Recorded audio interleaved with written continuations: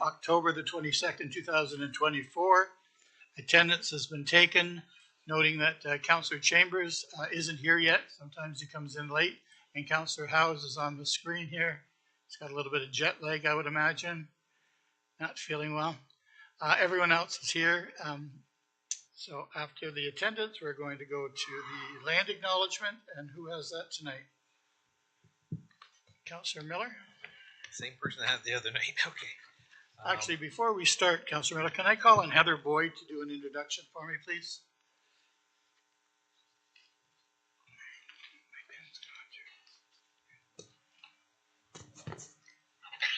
Good evening. I just wanted to take one quick minute to introduce Sunayana Katakapali. She is the new County of Brant Clerk and Director of Council Services. This is her first council meeting.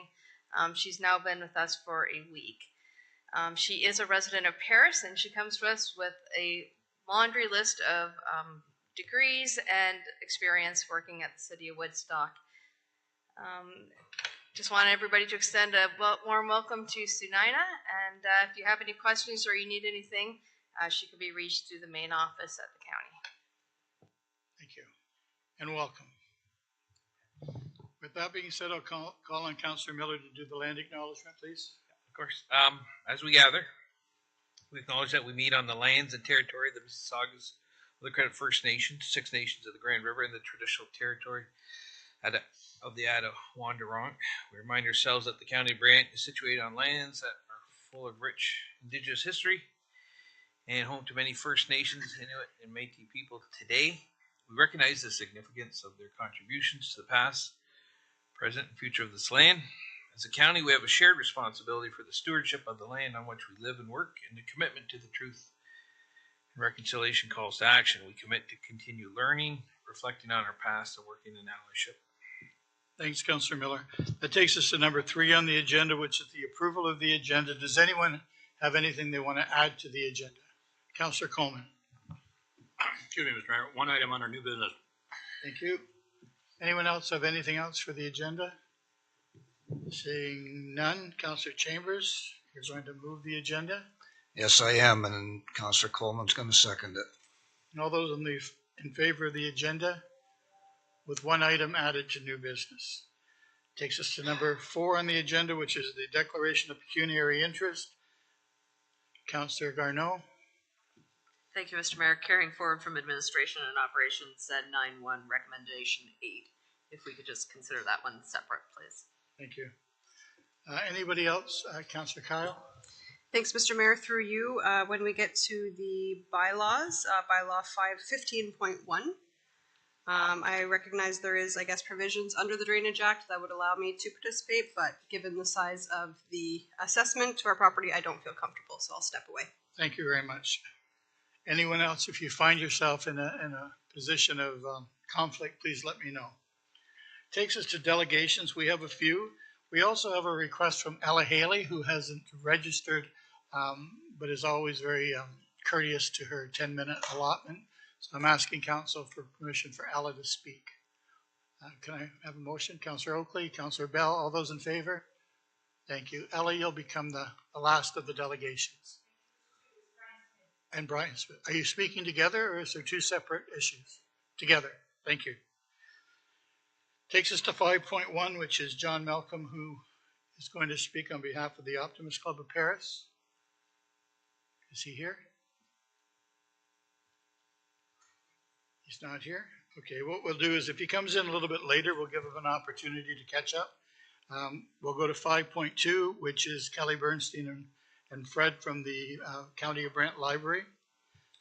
If you want to come up to the podium, please. And you have 10 minutes.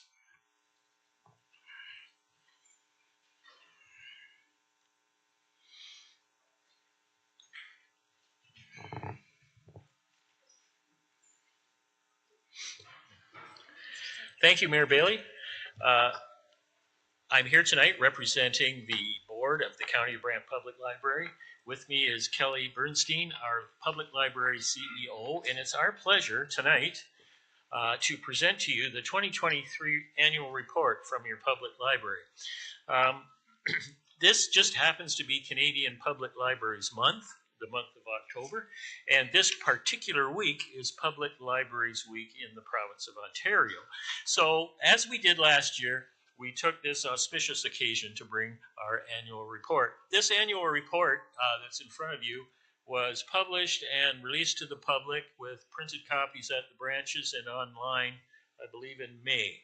So it's been a while, but here we are tonight, and we want to, and very proudly want to share this with you. We have a bit of an agenda. Can we forward there? We're going to show you some numbers. Sometimes numbers really help us understand a trend and a context, and we'll look at some of the impact of what those numbers represent. What does it look like when what the numbers are representing interact with the people in the libraries and the branches? So we'll touch on funding and budgets, and what we can do with the data that we have is we can show you how your public library service here in the County of Brant compares with similar and some local library systems closer to us. So you get a sense of how we're doing and compared to other communities. Kelly, can you get the screen? Each year the library staff collects statistics. It's part of their obligation to report to the province. There's a scaffold of data that has to be monitored and inputted as the year goes along. It's the same process that's used in every library system in Ontario. And when it's all done, we've got a database of stuff that's accurate, reliable, and again, can allow us to appreciate our strengths and weaknesses and how we compare.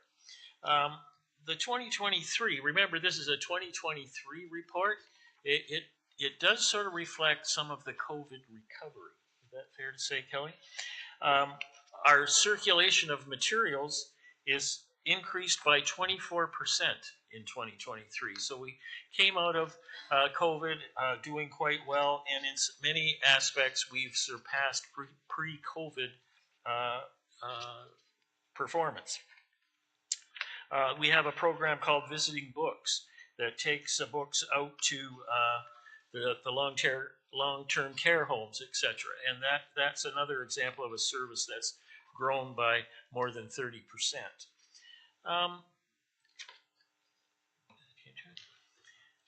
There we go. In-person and online visits continue to grow at a really good rate, 38% increase over 2022. And we're, as we have a growing community and our population grows, we continue to see really significant growth in our new library memberships.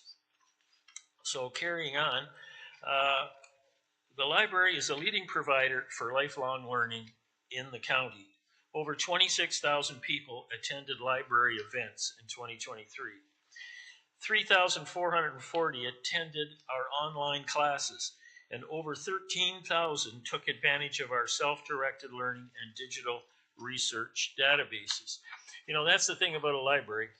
Sometimes folks say, well, do we need a library? We've got Google, but there's a difference. You know, Google can give you information. A library can give you understanding and knowledge. And there's a lot of people out there who are looking to the library to do that. In 2023, the library made a conscious effort to increase our online outreach to connect with the community. It's making a difference. Our newsletter subscriptions have grown by 34%. And we saw a huge increase to the number of YouTube subscribers. And with an increase in newsletter subscriptions, we've seen a real uptick in program attendance. But we'll probably get to that later. The gear and gadgets screen that's in front of you, you've heard us say this before, that the library is so much more than just books in this day and age. We lend out all kinds of gear and gadgets, from robots to radon detectors. If there's a desire to learn about it or need to borrow it, the library's there. And that whole collection, as you can see, almost 1,600 gadgets were borrowed, taken out, and used. I hope somebody caught a fish. fish. We do have fishing kits, don't we? All right. One of the things that I wanted to highlight tonight is our makerspace, and this appearing in our 2023 report, and the service that this represents was made possible entirely by the support of council. When you approved our budget request in 2022 and 2023 to expand our makerspace and have these hands-on technologies available. So with space constrictions, we got creative and made it a mobile makerspace that has visited all corners of the county and showed up at fairs and community events and festivals. And it's getting some real traction. I'm going to turn it over to Kelly now. So Fred has recapped for you many of the statistics, the numbers of indicating our performance in 2023, but let's talk a little bit about what impact that has on the community. So beyond borrowing books or the cool gadgets that we have, the library is a place for gathering. We're open and inclusive. The community can come together in big groups, small groups, formal and informal. We're a place where you can meet your neighbors, make new friends, and build a support system. In 2023, the library provided over 2,000 events and classes to the public, and that many opportunities to create connections. Promoting children's literacy is at the heart of our library service. One of our most successful programs is the annual Summer Reading Club. In 2023, over 11,000 participants collectively read over 600,000 minutes. So if you do the math, that is 10,000 hours, 423 days, or 14.3 months of reading that kids did through the summer because of the library. We're incredibly proud to serve everyone in Brant, all ages, all neighborhoods, all families. As the fastest growing demographic in Brant, the library is making a concerted effort to expand services to seniors and older adults. We have run several successful series over the years, starting with Creative Aging way back in 2015. Those programs continue to today. Recently, we surveyed some of our senior attendees at these programs, and 98% of them told us that they felt more empowered in their technological skills. 71% told us that our programs helped reduce their feeling of social isolation. So we've told you what we did, how we do it, why we do it. Let's talk briefly about the money, what it takes to make it happen. So, while we're very proud to offer all of these services to the residents of Brant, we couldn't do any of it without the funding that we receive from County Council. So, as you can see, the vast majority of our funding, of our $2.73 million annual budget, comes from the county. In 2023, 73% of that budget went to staffing and training costs. 11% was spent on collections, that includes physical and digital. About 6% went to facility operations and maintenance, and the remainder paid for our programming related costs and various technology. So again, we are always conscious that the County of Brant is our primary funder, and as a municipal service, we aim to provide the best value we can for our taxpayer dollars. So Fred is going to talk to you a little bit now about how all those numbers you just heard compare in a provincial context. Thank you, Kelly. This screen is based on population. So within a group of libraries in the province that serve populations between 30 and 50,000 people, here's how we have ranked. Our operating expenditures per capita, 5th. If you are sensing that perhaps that's a bit high, you keep in mind that it is a library system that we have in the county with 5 branches spread across a dispersed population in a big circle around Brantford. That would raise our costs there as compared to, example, a single branch library in a city like St. Thomas or Woodstock. you could see the efficiencies that they would have. So their rank would be lower. Titles held per capita were lower there.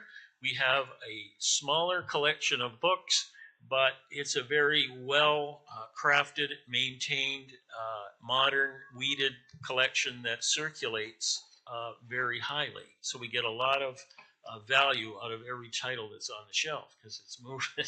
It's moving. So we were actually fourth in the whole group for circulation per capita.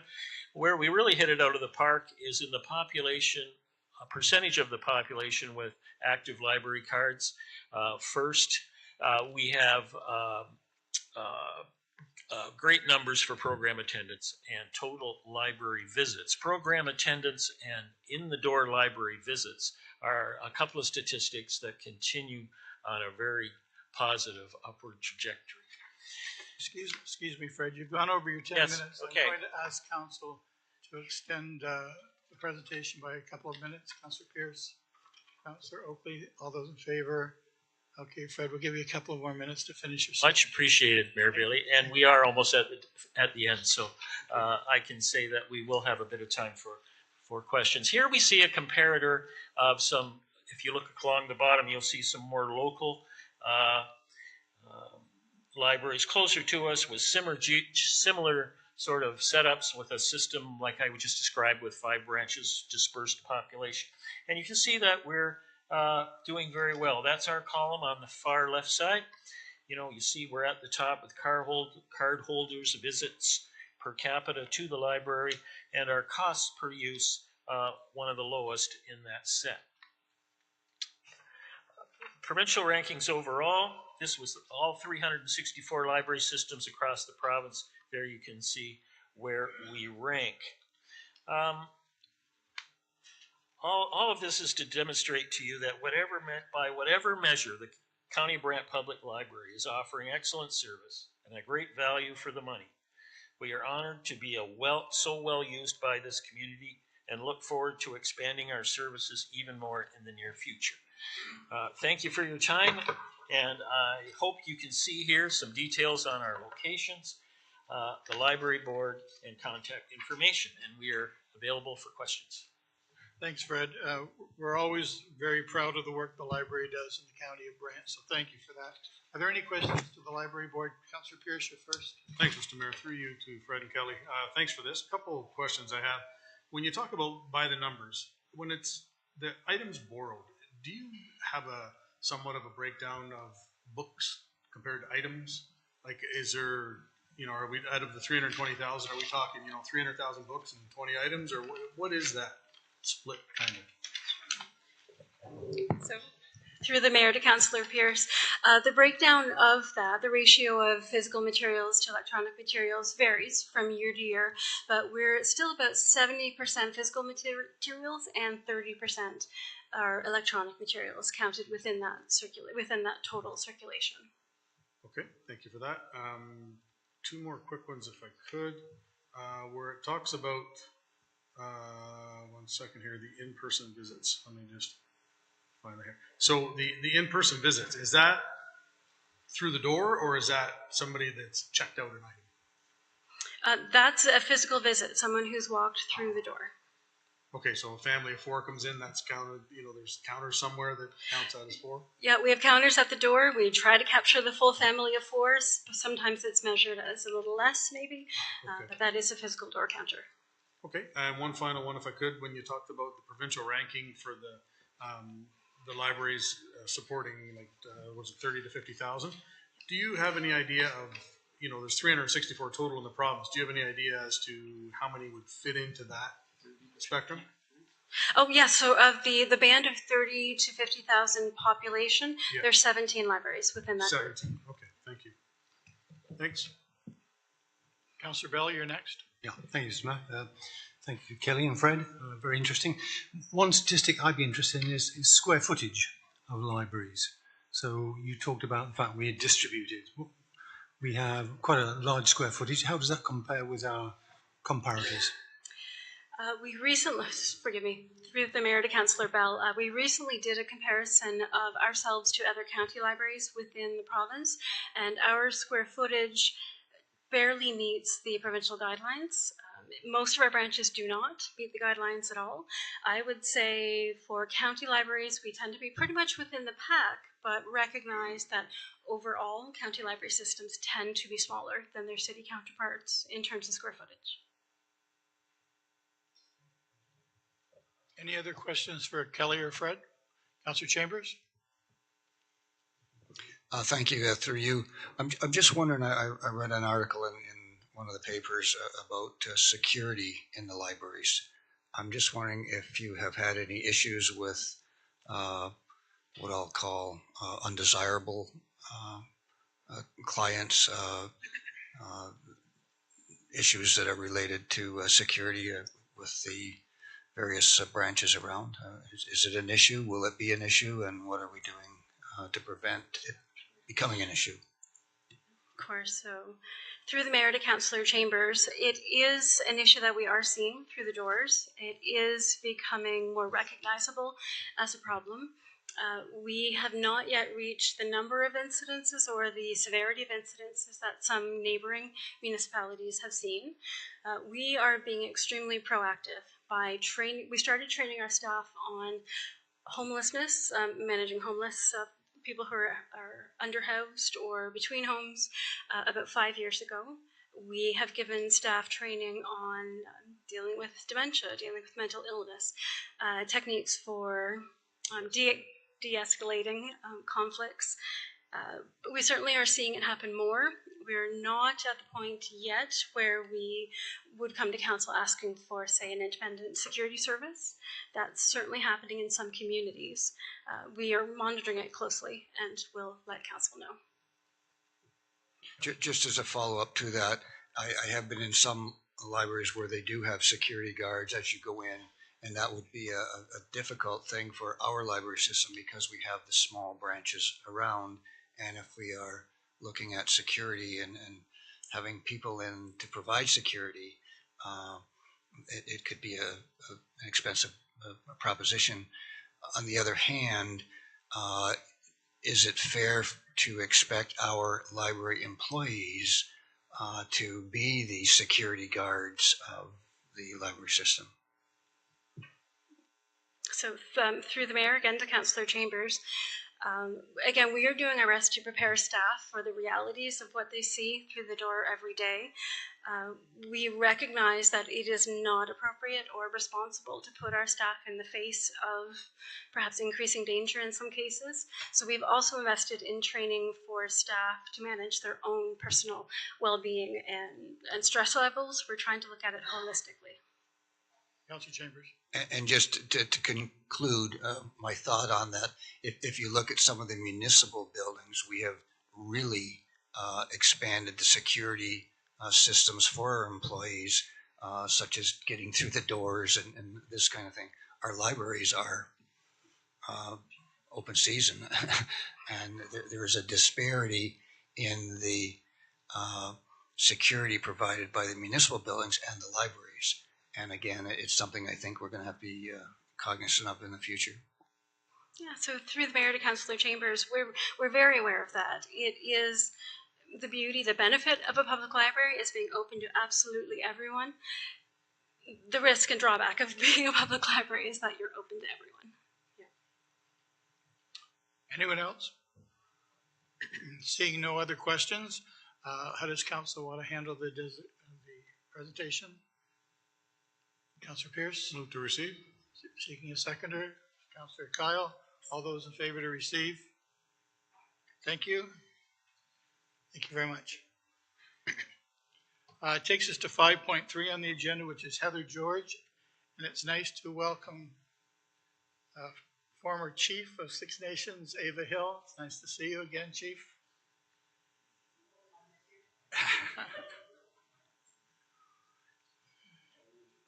Do you think your presentation is going to take longer than 10 minutes? Do you want to ask for extra time? No? Okay. Maybe we could allow for a little bit of extra time. Councillor Oakley, Councillor Pierce, all those in favor? Thank you. Whenever you're ready.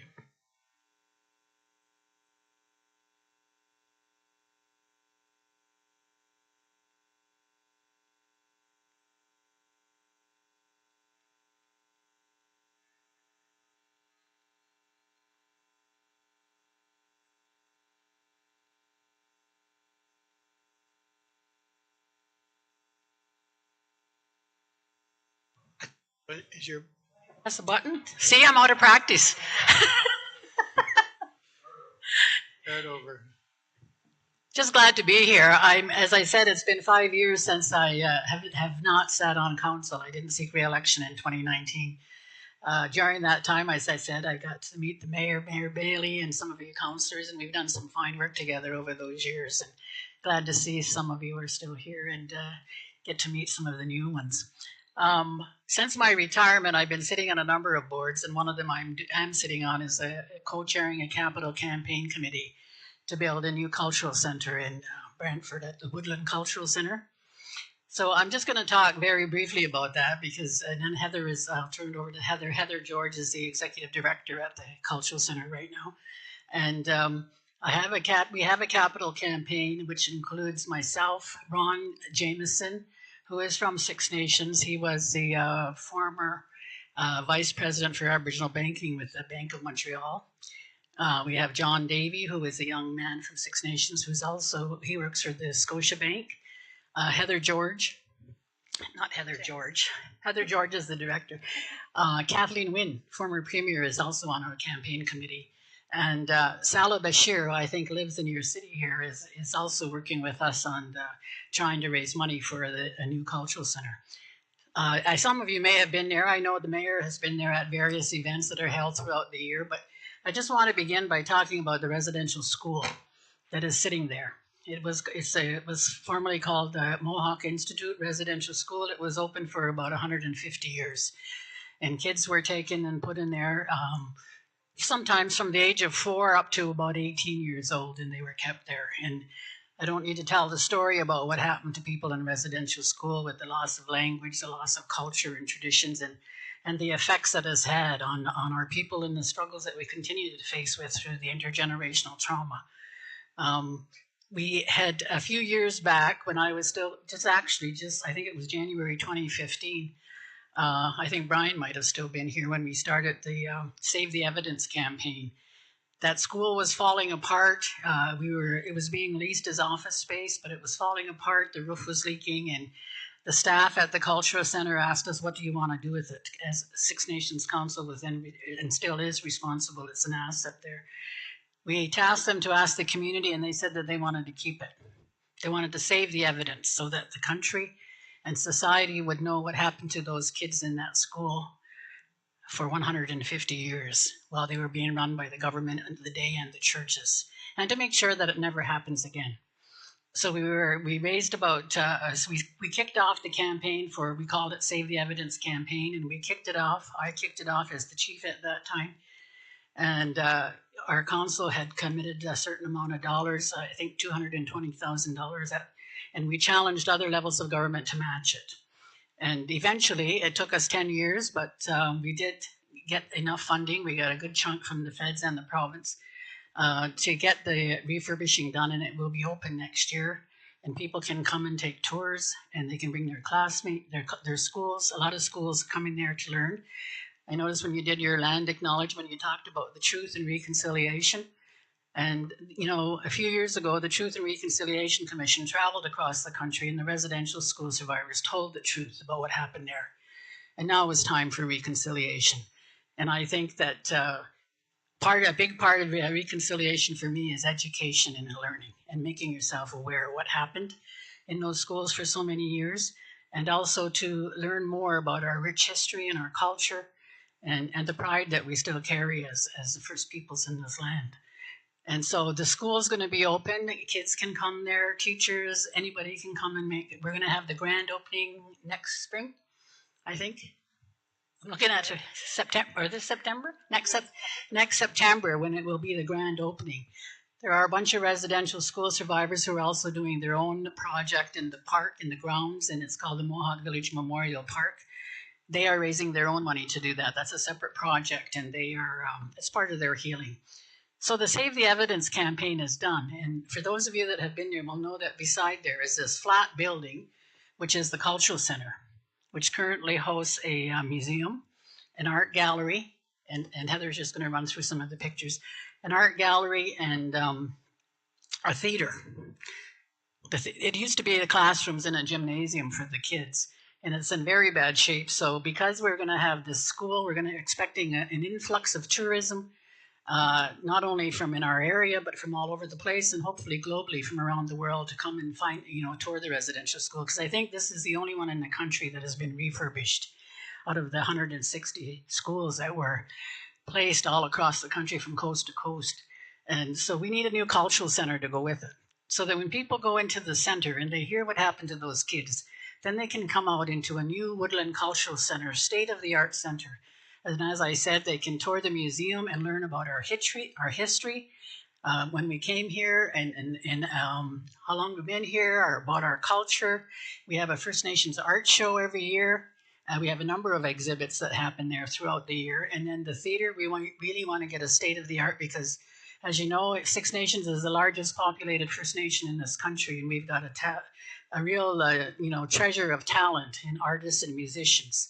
And we want them to have an area where they can perform and entertain visitors that come there. So it's should mention as well that when we started our campaign committee, Robbie Robertson was asked to be our honorary chairperson. I don't know if anybody here knows who Robbie Robertson is. He used to play with the band. It was called The Last Waltz. I know these young guys don't. But he was our honorary chairperson.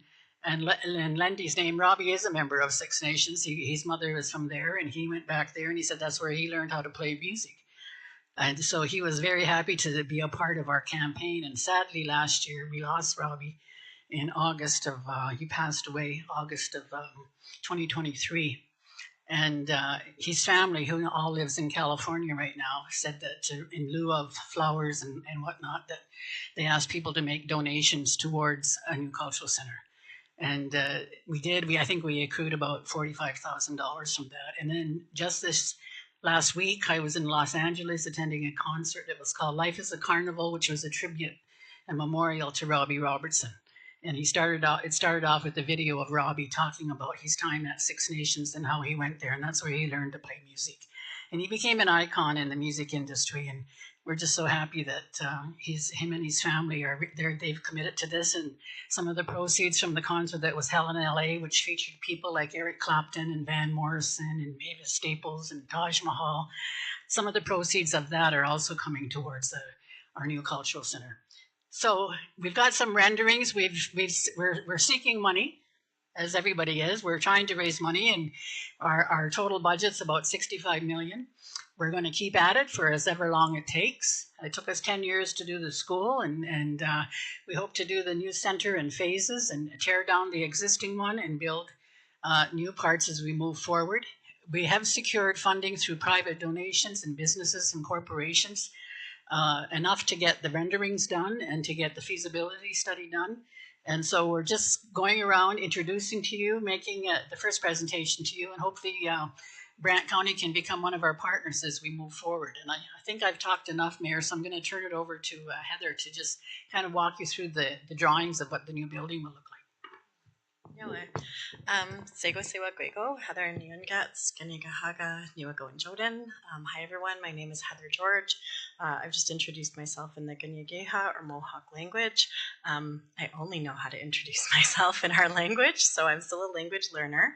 And 3 of my family members were brought to the Mohawk Institute as children. So like most folks that work there, we have a very personal connection to the site. As Ava has explained, our goal is to build a new cultural center that is a space that all of us can come together and celebrate the rich culture of Indigenous people within this area. Building a new cultural center aligns with the needs and the values of the County of Brant. In the 2019 Economic Development Strategy and Action Plan, tourism, arts, and culture and heritage as an emerging industry were identified as a priority for municipal investment. And in the 2024 Arts, Culture and Heritage Strategy, you include 3 objectives that align directly with the building of a new cultural center, including providing infrastructure to support individuals, institutions, businesses, and organizations to undertake cultural initiatives, facilitate spoke and wheel model, Woodland being one of these spokes, to support and promote diverse, vibrant cultural activities occurring both with a central cultural hub and county-wide throughout Brant. And I think we've spoke with folks from the library already about opportunities for exhibitions and programming, and it's quite an honor and a privilege to get to work with folks that are, right here in the community, and provide that knowledge and share the knowledge that we have at Woodland and disseminate it more broadly to other folks. You really can't do work around reconciliation without that sort of background teaching. And also foster a broadly inclusive cultural sector that supports residents and reflects their diverse experiences, perspectives, and cultural traditions. We've recently done a really great project with newcomers called Where We Stand, and we did an art project that's now also in St. Catharines. So we also travel the exhibitions and art programming that we work on. And in your recently approved Simply Grand official plan, you include an entire section related to your relationship with Indigenous folks, which is really uplifting to see that you've made that commitment through that plan, including engaging with communities, respecting Indigenous treaty rights, and engaging, of course, with the Truth and Reconciliation calls to action. And specifically in section 1.11, identifying that reconciliation means building meaningful relationships with Indigenous communities based on mutual respect, transparency, trust, and dialogue, and supporting the creation of spaces for Indigenous art, interpretation, and signs, identifying areas of cultural significance without requiring any amendments to this plan. I also want to speak to the financial impacts of this type of work. Sometimes I think people think like, oh, investment in arts and culture, that's really nice, it's nice and warm and fuzzy, but where are the dollars? And so in a 2016 study conducted by Six Nations Economic Development Corporation, it was determined that $207.6 million that are earned by the Six Nations population is spent off reserve. So investing in Six Nations, including things like staffing at Woodland Cultural Center, supports the well-being of communities around us. We also know that tourism is a growing economic driver, and supporting increase in local tourism benefits small businesses, including hotels, restaurants, and other cultural sites. So I'll just really quickly scroll through these images. That's our current center. This is our future center with a green roof, with programming spaces. It's aligned to face the directions that the sun is rising throughout the year. These are the various programming areas, including a 300-seat theater, temporary galleries, permanent galleries, workshop spaces, and a kitchen facility to do food-based programming and education programming. And our goal is to increase our visitorship fourfold. So we're about 21,000 visitors a year right now. And this link you can follow because this is a PDF. I can't play it for you, but on your own time, please do visit this video. I think this performance called Continuance, which was produced by Santee Smith, who's from Six Nations, is a perfect example of the type of work that we're doing at Woodland Cultural Center. I think we are providing arts and culture at a national level, and we want to continue to provide that and share that with the region. So, Nyawa. Thank you. Thank you both for coming tonight. Are there any questions to either Heather or former Chief Hill? Councillor Miller? Yeah, thank you, Mr. Mayor. Okay, I just want to ask, Woodland Cultural Center, a couple of years ago, they enjoyed a fairly large surplus of about $2 million. Are you still in the surplus situation, and is that money going towards this new cultural center? Yeah, so we hold 1.3 million as I guess what you'd call a surplus, or as part of our operating throughout the year to ensure that we keep that at that operating level. It costs us about $2.8 million to run our center annually. So we never really want to dip into that, and we generally don't. But that's, I'd say, economically stable compared to a lot of cultural organizations, and I'm very grateful for that, especially following to Kamloops. After the news from Kamloops, there was quite a large upsurge in interest in our site as well as in donations. So right now that fund is also what helps us to carry our construction project. So we spend the money and then get reimbursed by the province, as I'm sure you're also doing in your infrastructure work. Thank you. Any other questions to the delegation? Councillor Bell? Yeah, thank you, Mr. Mayor. Through you, you're looking to get $1 million commitment from this council. Is there a time period over which that $1 million could be given? Well, we've thrown that figure out there because that's our commitment from Six Nations Council, is a $1 million over 5 years. And so we're putting the challenge out there, I guess, as I did when I did the Save the Evidence. Mind you, it was much less. And just to talk back to Minister Millers, I think that I just wanted to let you know too that the Save the Evidence campaign, which ran for 10 years, we just got the last infusion of funding for that in the spring. So, you know, the operating dollars for the center itself, the programming is continuing while we're doing our campaign, but we want to keep our capital campaign dollars separate. It's a whole nother venture where we're trying to raise the money. So if you got $1 million, yeah. Over multiple years. Are there any other questions? Got to start somewhere. Any other questions? Seeing none, it was nice to see both of you again. Oh, we have a question. No? Okay. No. Nice to see both of you again, and we'll see you again soon. Okay. Is it all right if we leave some information packages for That would be everybody? great. That would be Perfect, great. thank you. You can just leave them with the clerk here, and she'll make sure everyone gets one. Okay, thank you so much. It's nice to see you all, and we're glad that we were able to do this introductory presentation. And if you ever need us to come back and give progress reports as we move along, we'd be happy to do that. That'd be great. You know, Councillor Oakley?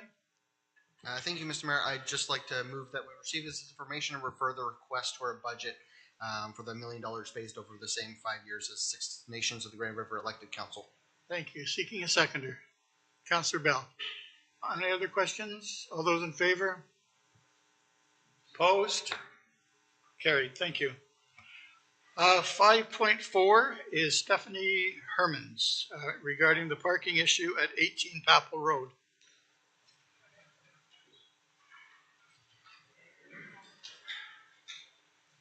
Again, if you could just give us your full name and your address, please. My name is Stephanie Hermans. 20 Wellington Street in Brantford is my work address. I'm a lawyer at Watrous Holden, and I'm here on behalf of Thomas Olick, the president of 1820 Papple Road, Inc. We also have the tenant who's interested in this matter. So my client owns 18 Papple Road, which is a 9-unit industrial rental building that is in the process of being converted into a condominium. The site has 19 approved parking spaces, and originally the site was intended to be rented to small contractors, but over the past year or so, the market has changed substantially. Currently, there's 1 unit rented as a laboratory, and my client has 4 units that are being rented to a proposed dance studio. And we are here today because a situation has arisen regarding the parking for the dance studio. As I mentioned, the site has 19 parking spaces. In discussions with staff, they've indicated that they require 24 parking spaces for the studio itself, which is 5 more than what we currently have. And there's also an additional 4 units that still need to be rented, so we have a parking issue.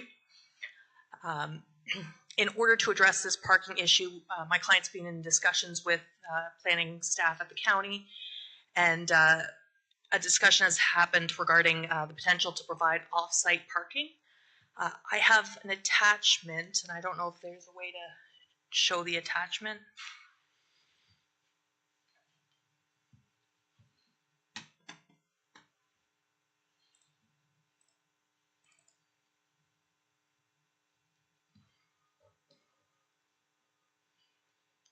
How do I share it? Sorry.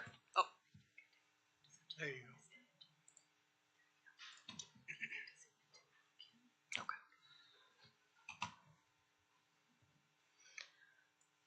So I'm sorry that this is a little bit, well, it's quite small for you to see. But this is the site. So this is the current site here.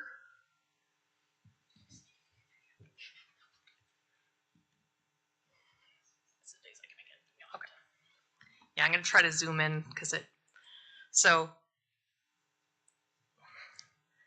this is the site here, which is 9 units, and you can see at the front here, there's the 19 parking spaces. My client owns the adjacent properties.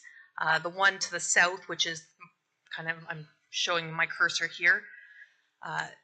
The proposal is to have 26 parking spaces provided off-site at this adjacent parking area. The reason I'm here today is that a stop work order has been issued for any work in construction with the dance studio. And so we are seeking the cooperation from staff and council to find a way to permit off-site parking and to allow construction to continue at the dance studio. Essentially, my request is that we're seeking a resolution from council to permit staff to enter into an agreement or an understanding that allows the adjacent site at municipally known as 10 Papple Road to be used as off-site parking for the current and future tenants at 18 Papple Road, in order that the stop work order can be lifted so the construction can continue. I believe a number of councillors may have received some emails from local parents who are in support of this dance studio. I don't know if that's correct. That's correct. Okay. So in discussions with staff at the county, we understand site plan agreements take time, and we could be looking at months delay in order to get a site plan agreement amended. So we're looking for some sort of resolution from council to allow the work to continue on the understanding that the site or off-site parking will be provided at 10 Papple Road. I realize it's a little bit of an unusual request, and I'm happy to answer any questions that you may have. And I know my client and the owner of the tenant would also be happy to answer questions on this proposal. Thank you. Staff's going to speak to it too, but I'll let Councillor Pierce have a question first. Thanks, Mr. Mayor. So you state this as off-site parking. To me, depending on where this dance studio is, it could be closer to parking than parking. Like it's really right abutting to it, isn't it? So it's not really off-site. It's literally adjacent. Yeah, the two pieces of land touch. They could be merged. That would involve more complications to merge the two properties because you would need further amendments to the site plan agreement. So in the interest of moving things as quickly as possible, we'd propose doing an off-site parking just because that way you can register a site plan on the lot next door, but it moves things ahead without having to redo the condo. Right, so it's just technically off-site because it's not the same property per se. Exactly. Got it, thank you. I think if we could call on Alicia to speak to it. Councillor Miller? Just a quick question through you to Stephanie. Stephanie, the dance studio. Generally, normally those people come and park when the other businesses are closed. Is that a fair statement? Yes, and my understanding from the tenant is that it's not encouraged that the parents stay at the studio, so it's really a drop off and leave. So we're not anticipating a shortage of parking, but we do want to make sure there's parking for other units as well. Thanks. Any other questions from council or before I call on staff? Okay, Alicia, if you'd like to speak to it, please. All right. Thank you, Your Worship, and through you to council. First, I'd just like to start off by saying planning and building are excited that there's a dance studio coming, and what we're trying to do is we're trying to work with the applicant to figure out how to make this work. The reality of it is that the chief building official had to issue a stop work order because they couldn't sign off on the building permit. Under the building code, the chief building official can only issue a building permit if it's in compliance with zoning, and it's not. Just with regards to, as Stephanie had said, the deficit in parking. So there is a requirement of 24 parking spaces for this use in this location. And there's not. In the whole industrial complex, there's not. So staff and planning have been working with the applicant trying to find a workaround for this. How can we fix this? One of the options that was provided early last week to your client was the potential option to move parking next door. So to speak to Councillor Pierce's question, it's a separate parcel. So under the zoning bylaw, it would be allowed, but it's considered a separate parcel just because it's a different property. to be quite frank. There's also the ability to find parking within 400 meters. There were other options provided. This one I'd assume you've chosen because you figure it's the fastest one. The issue is that, as Stephanie had indicated, it will require site plan. Because right now it's vacant land. To turn it into parking would require a site plan, which would require some studies, which Stephanie's right, will take time to get in. I do know that our staff, in advance of receiving this, to expedite it, have provided some guidance in terms of bare minimum what would be required. We'll forego the pre-consultation process. We'll go straight to the application process, and we'll turn it around as soon as we can. However, I can't agree with the recommendation that, or the request that somehow the zoning bylaw be set aside outside of a formal zoning bylaw amendment process to allow the deficit parking. Council Pierce. Thanks, Mr. Mayor, through you. So I guess my question is, so there's 19 spots there right now, and we need 24, right? So is there nowhere on that property itself that you couldn't just add another 5-6 spots so that you can continue on with the building of the dance studio and then still do the same? I believe that any additional spots would require an amendment to the site plan anyways. So I don't think that gives us the kind of a fast enough resolution. So the site plan would have to be changed to add spots to the existing parcel? I believe so, yeah. Because the site plan itself has already been approved in its existing form.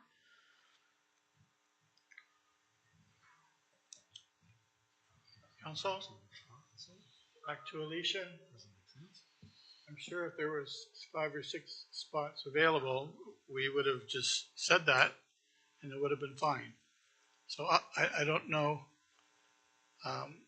There's nothing at the back, obviously, that's a parking spot. That looks like a throughway, and the side is a throughway. There's no parking other than the ones out front on the property. On the property itself, like there was the possibility of having parking on the, it looks like the north side, but it's like on the other side of the property. But there's a fence there, but staff was not in favor of putting parking there. It seems to be the lot adjacent on the left is the kind of the more natural location. So as much as I can appreciate that the county can't just ignore the zoning bylaw, we're wondering if there's a way to get an understanding that we will work with the county to do the formal site plan approval for the adjacent lot, and just some flexibility in getting the building or the construction to continue. Thank you. Councillor Bell.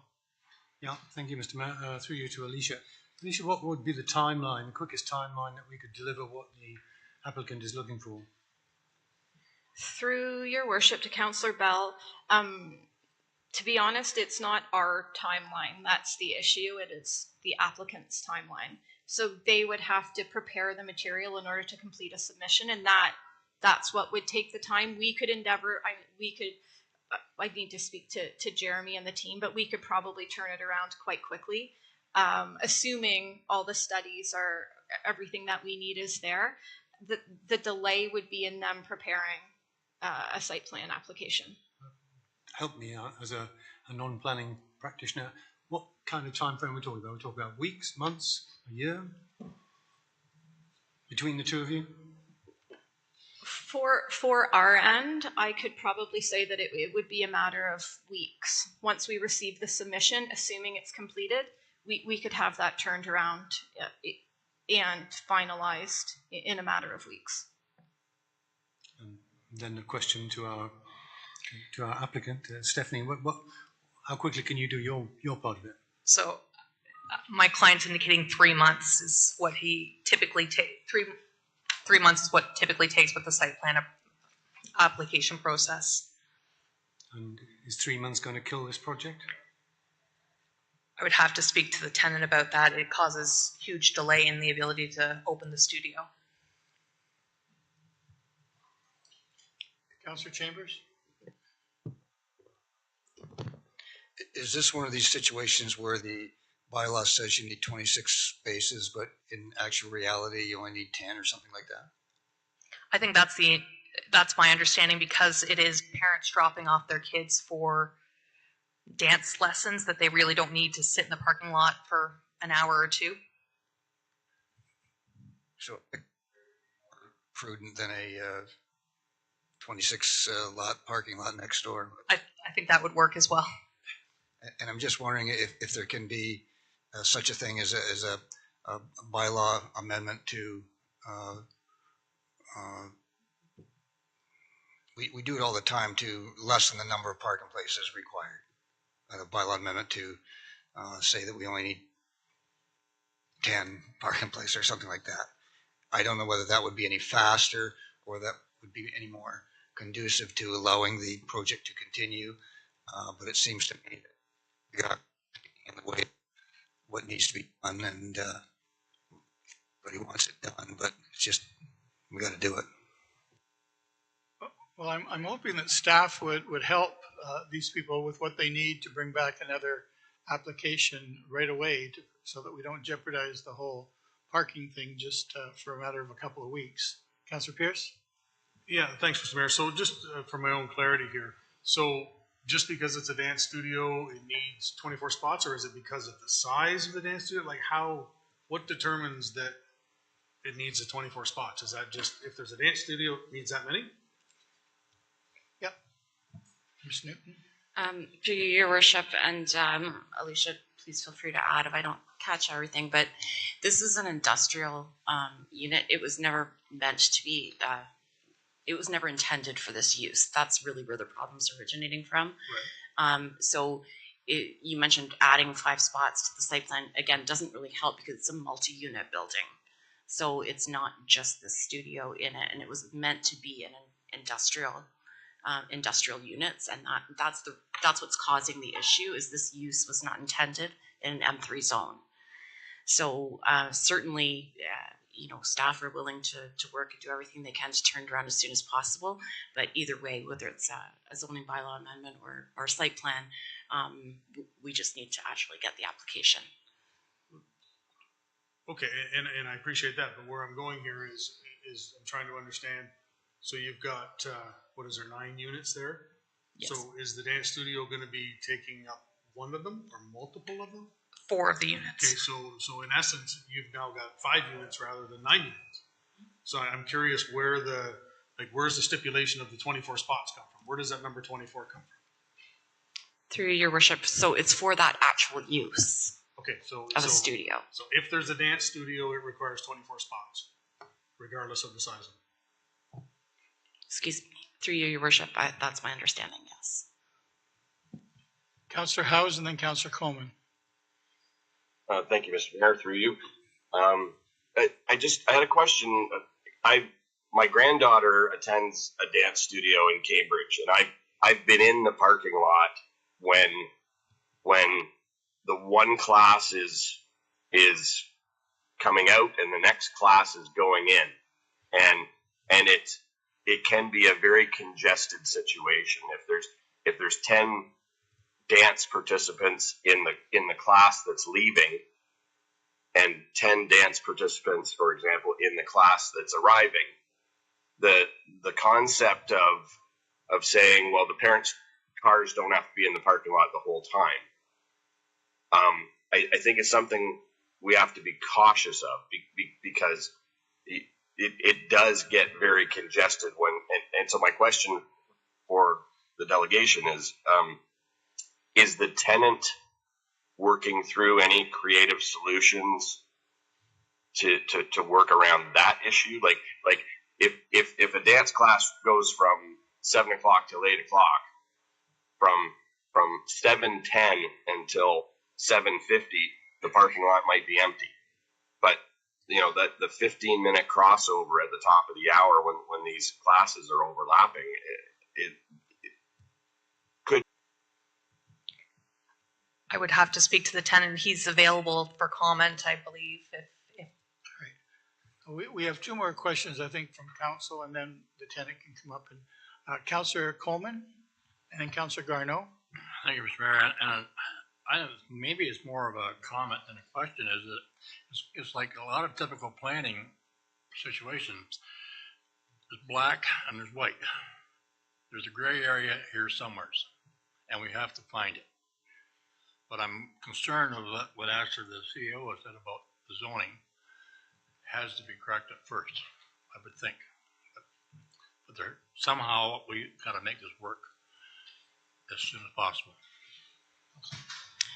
Through your worship to council, so staff have suggested numerous work. There's absolutely a solution. That is not the issue, and staff have certainly identified options.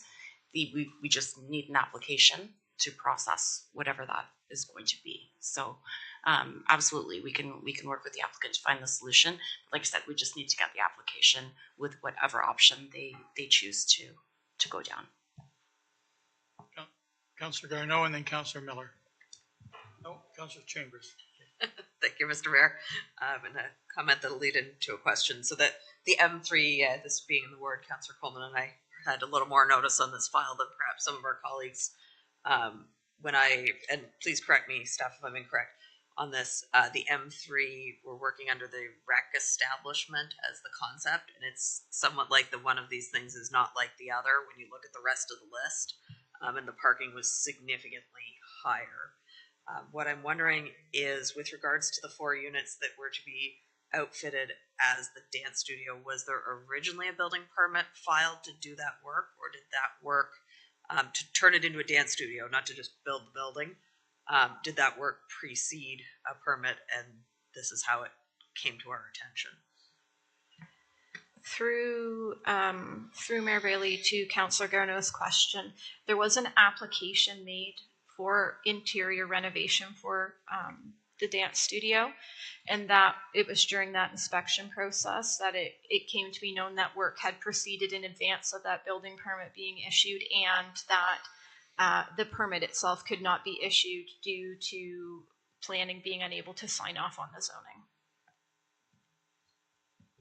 Thank you. May I just make a quick follow-up comment? Absolutely. My concern more generally being an industrial area too, when we're looking at solutions, and this is something that involves families and children, to just make sure we've got enough lighting and site access. I know myself, I wouldn't necessarily want to be sitting in a parking lot in the dark in an industrial area waiting for a kid in an activity. So if we can just be mindful of that in the planning too, please. Thank you, Councillor. Councillor Chambers. It seems to be the issue is that the building permit, and the building inspector can't issue the building permit until the zoning is in order. That's the crux of the matter. So the building inspector will not issue a building permit until the zoning is in order. And as such, they put a stop work order on the building to stop it from being what it's eventually going to be. So my question is, when does the building become a dance studio? Is it when it opens as a dance studio? Or is it being built as a dance studio? To me, there's a gray area there that you can basically say nothing's going to happen until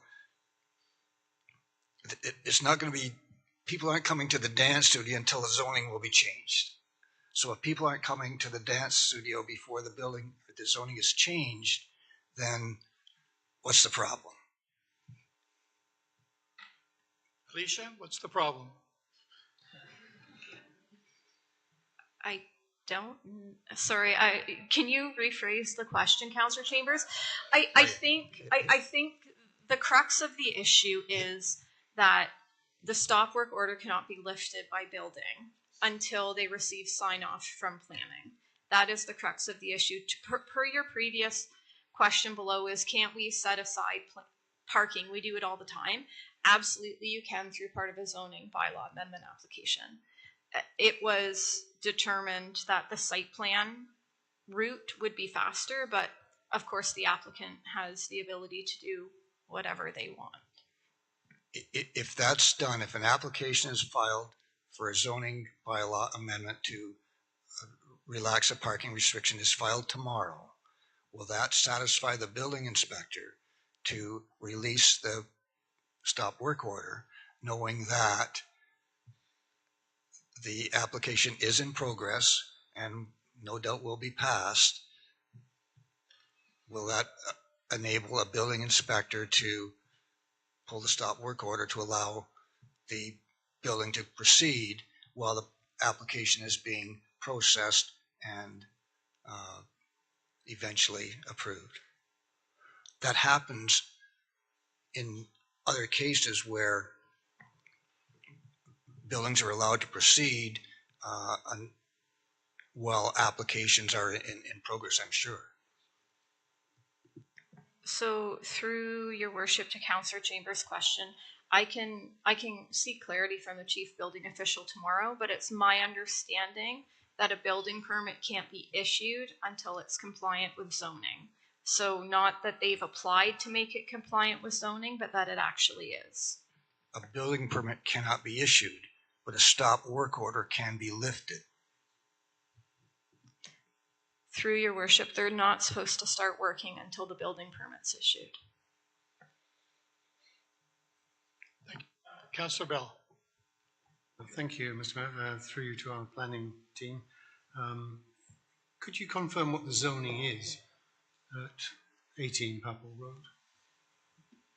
Through your worship, it is M3, but maybe I'll call on Jeremy Vink, the Director of Planning. He's here and he can maybe provide some more detailed. So my understanding is M3 is heavy industrial. That would be correct. It is an industrial zone. But Jeremy could maybe come up to the podium and just provide a brief response. So I would be interested to understand whether a dance studio is permissible under the M3 zoning. I'm surprised. So through the mayor to Councillor Bell. So yes, in the M3 zoning, it does allow a recreational use, which is what we're classifying the dance studio. So it is a permitted use within the zone. It is one of the very few less industrialized uses that are permitted, but it is a permitted use as a recreational use. And that is how the parking is calculated also. So it's based on square footage. The amount of square footage they're using is how we calculate the parking amount. So just to clarify that from before, so the larger space they use, the more parking we have to assign. So just being purely practical about it, through you, Mr. Mayor, if you've got a dance studio here and you've got 4 units left that are heavy industrial, is that reasonable, acceptable, logical? Through the mayor to the councillor, that comes down to a building code issue, generally speaking. Now, from a building internal perspective, because you've got an occupancy on one side and then some sort of other use on the other side, there might be some building code requirements to separate them properly. That's part of the building code elements that will be addressed, but unfortunately the building inspector's not here to answer that, but that would be addressed at that element. It is not uncommon in industrial areas to see some industrial malls with semi-industrial uses or lighter uses that sometimes take place. So it is not uncommon to see that in some areas. It seems a tad extreme to have young children at a dance studio next to I don't know, an iron foundry. Yeah. Give the extreme case. It's not the most ideal, but when we go through the zoning bylaw amendment process, following up from our official plan, we'll be reviewing all those elements to make sure they operate properly with our OP. Okay, thank you. Any other questions? I think now that Councillor Garneau has said it out loud, we have to maybe finding the quickest way to resolve this is not just the best way, because now that we've said it out loud about the lighting and it's probably going to trigger other things, does staff have what's the quickest way? In the big scheme of the county, we go through monstrous projects dealing with hundreds of parking spots and buildings and industrial use and all of that stuff. We're down to 5 parking spots here. There's got to be something that we can do to fast track this so that this can proceed. Councillor Garneau. Thank you, and forgive me because I may not be popular. I feel that we do have a process that needs to be engaged in that's going to address those broader concerns. And as Councillor Bell noted, we don't know who the 4 other variables are there, and there could be a compatibility issue down the road that if we make an exception, we're going to have other problems. I recognize everyone's very eager to get dancing in that space, and I understand that the community is very excited about the opportunity, but I do think we have to follow the process that staff have outlined tonight. And I say that because there's a precedent that would be set if we were to look to go outside of our usual process. But I think also there are others in the community that would have been here asking for us to do what I'm concerned is at face value undermining our staff and their professional credentials when it comes to the building code.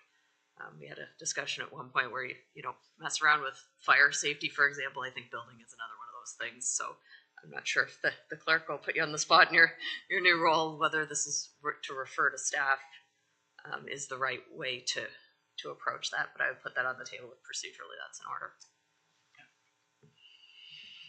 Council, do you want to take a crack at this on your first night at council?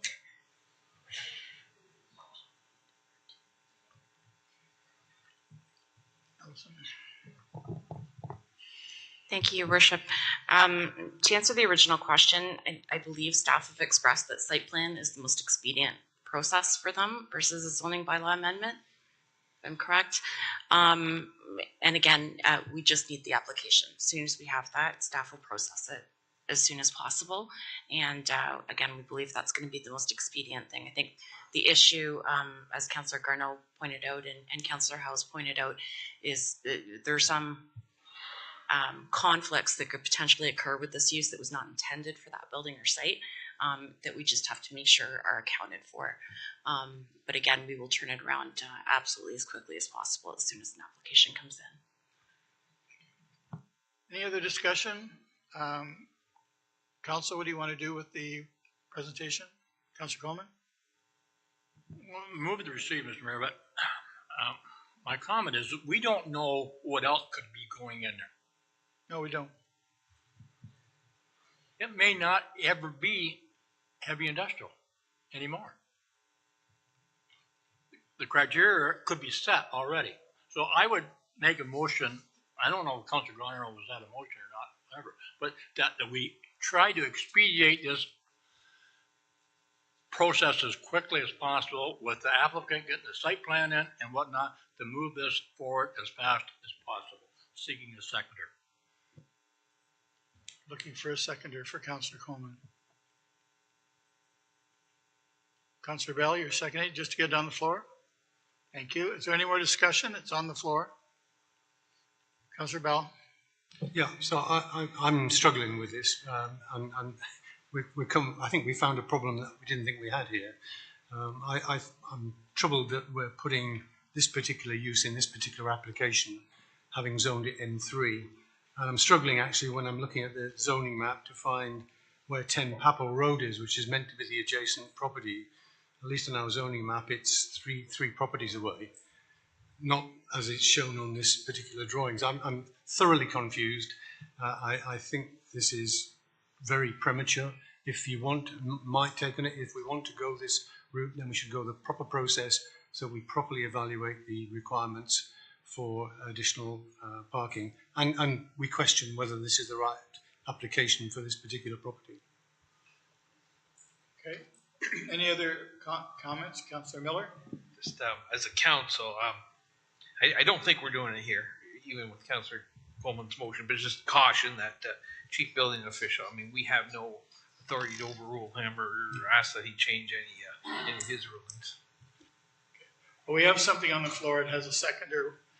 Councillor Coleman? Mr. Mayor,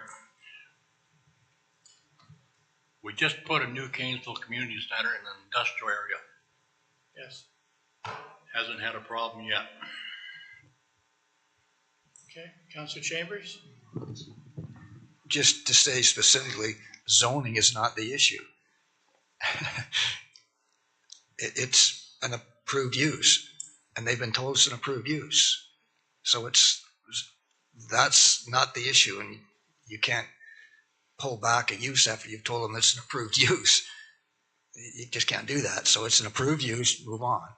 And the dance studio is approved use, so the issue is parking. Deal with parking, deal with site plan, and I would like to think that the building inspector would be lenient, knowing that there's an application in process, but that would be up to him. Any other comments? Madam Clerk, if you could read back the motion, please, by Councillor Coleman. Okay, Councillor Coleman, can you repeat what you've got on the floor then? Yes, please. Oh, boy. I hate when that happens. So do I. Senior moment. Mr. Mayor, I make the motion that we have staff expedite this process as fast as possible with the site plan and whatnot to move this project forward. You have a seconder in Councillor Bell. Is there anything else you want to add, Councillor Chambers? Just one thing you have to be aware of again is that you can't prejudge an application by saying that you're prejudging it, so that the resolution that we expedite the matter. That's as far as we can go. Seeing nothing else, I'm going to call the vote. It's on the floor. It's been seconded. All those in favor? Opposed? And it fails. What does council want to do with the presentation? Councillor Miller. Move to receive. Looking for a seconder to receive. Councillor Bell. Any comments? They're just receiving the delegation. Seeing none, all those in favor? Opposed? Councillor Pierce, you look confused. Very well could be. So I'm just curious here. So we're just receiving the delegation, but the work that's going on in the background is still continuing. It's going to continue. Thank you. Yeah, I think there is a plan forward. And I think when staff gets together and lets them know what they're waiting for, they'll send it right away, and then things will just happen. Through your worship to Councillor Pierce and just to council, regardless of the resolution from council this evening, staff will expedite to the best of our ability. Reach out tomorrow, Stephanie, and we'll get moving. Okay? Thank you for your time. Thank you very much. 5.4 is Ella. We're going to be sorry you asked to speak now. You've had to wait a little while. Thank you.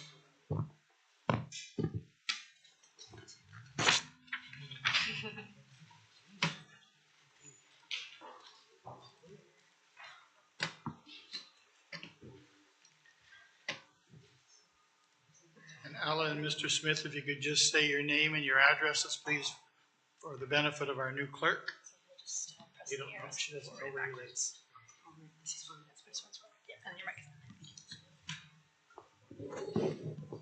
Thank you. I'm Ella Haley with the Langford Conservancy, and we operate the Langford Schoolhouse across from Westlake at 1694 Coburn Street East.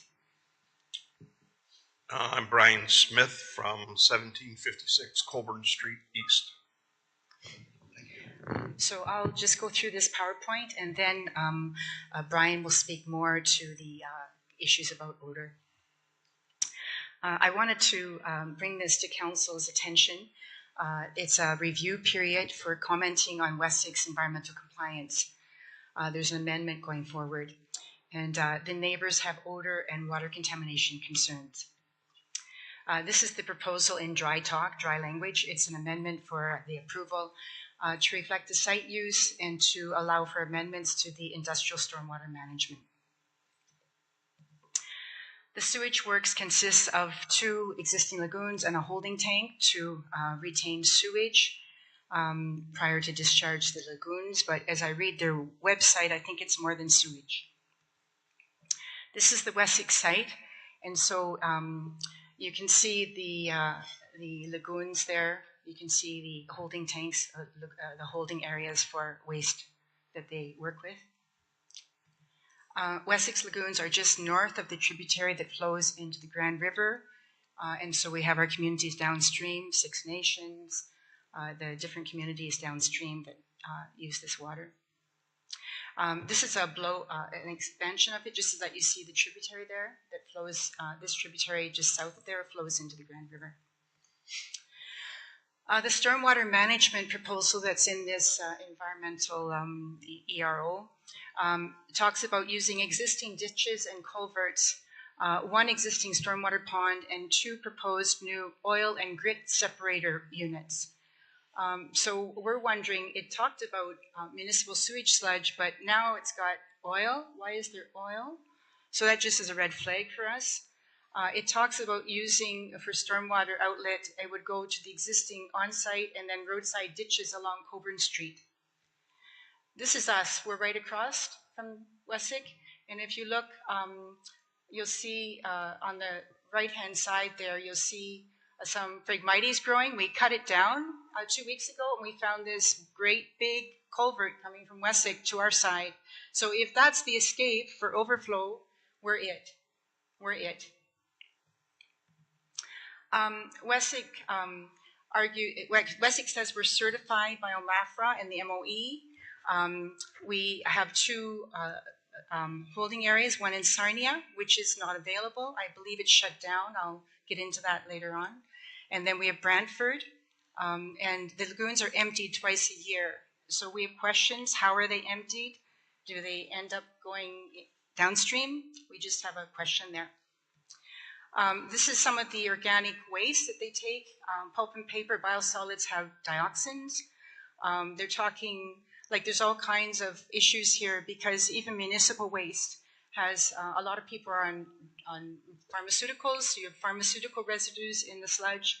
If you have tertiary treatment, if you have really good high quality tertiary treatment of sewage sludge, then, of sewage, then the sludge takes more of the toxins. So the better the tertiary treatment, in fact, gives you more toxins in your sewage sludge. And they say more, they also seem to be working with industrial waste. This is what they say: we clean out scum pits, incinerators, and lagoons. Where do they take this waste? Are we getting it? We want council really to pay attention to this issue. We're very concerned about contamination. Sarnia Mayor, this is where we're asking you to be proactive. Sarnia Mayor had the lagoon shut down. The people were so upset about the odor that, and this is in the Brantford Expositor 2 years ago. Mayor Bradley talked about Wessick's waste storage lagoons. They're now shut down if you see Wessick's site. Disgusting and nauseating odors, and Brian will speak to that. The mayor wrote a letter to the MOE saying City Council is asking you, they're imploring you to act quickly to shut down Wessick until they resolve the odor issues. The MOE spokesperson said the odor issue, they take it very seriously, and the site stopped receiving material in mid-June. That's the Sarnia site. We're still receiving it. So that's in 2022. It's no longer receiving material.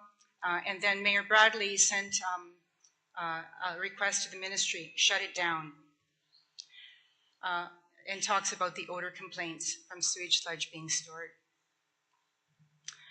So this is what we're asking you. Can you help to support the residents in your Wessick and protect the environment, protect people downstream like Six Nations and Dunville drinks from it, other communities, Cayuga?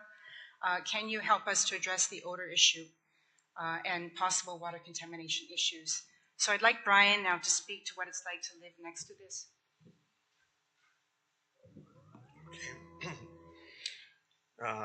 Thank you, Mr. Mayor, Councilors all. This particular situation with this Wessick company here storing their waste water, it's my understanding that most of this wastewater is of people's, toilets. So anyway, we have been working with this for a long time. I've even had Michael Bradley come and identify the smell at my particular facility.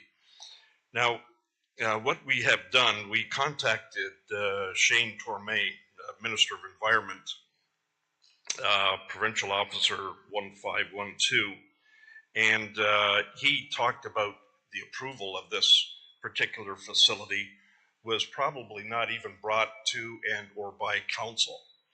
And that is very disappointing that somebody would install such a wretched smelling place like this in a community. Shane asked myself and Paul Singh to keep track of the days that the odors were there. We kept track of the odor for 4 or 5 months, and each day we found that about 75% of the time we were getting odors. Some of it didn't last all day, some of it was just for an hour.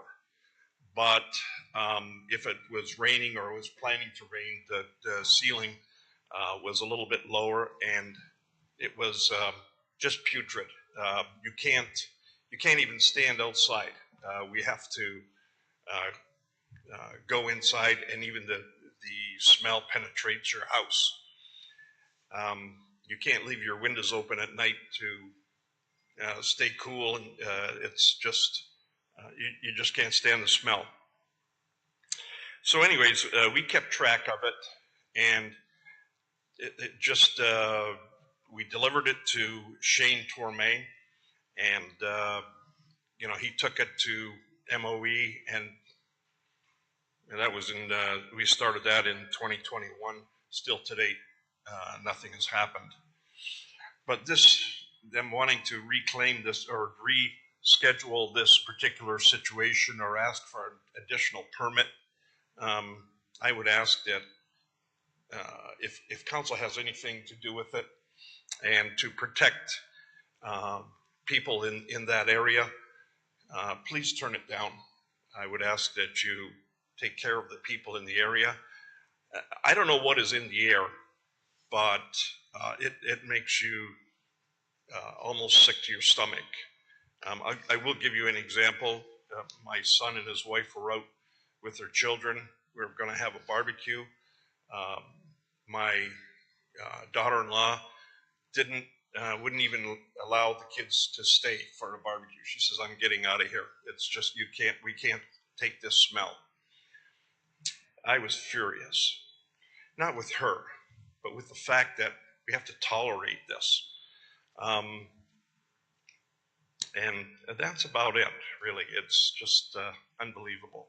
But please help us out. I just wanted to finish with one or two comments here. Sarnia Council was proactive about Wessex odor. Brant County in 2013 was very proactive about Harley's mushroom odor.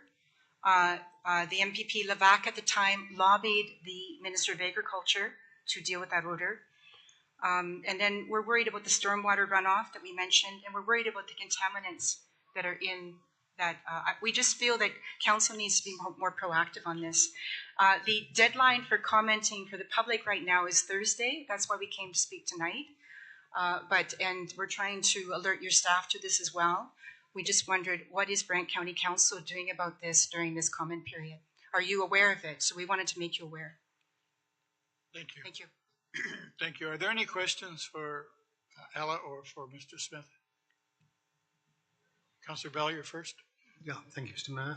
I guess it's through to Alison. Is this an issue that the county feels like it has to deal with?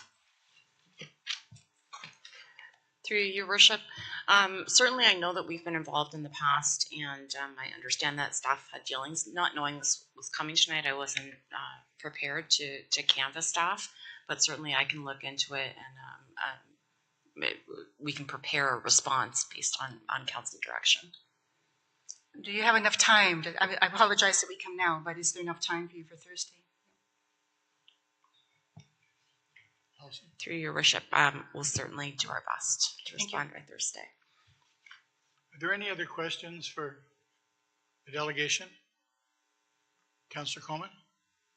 Not a question, Mr. Mayor, but this is what the new business that I was going to bring up later tonight. So I did not know at this time that Ella was coming and Brian Smith, so I was going to bring this up. So I would move that we try to act on this as quickly as possible and get some comments in by Thursday, if all possible. Yeah, seeking a seconder.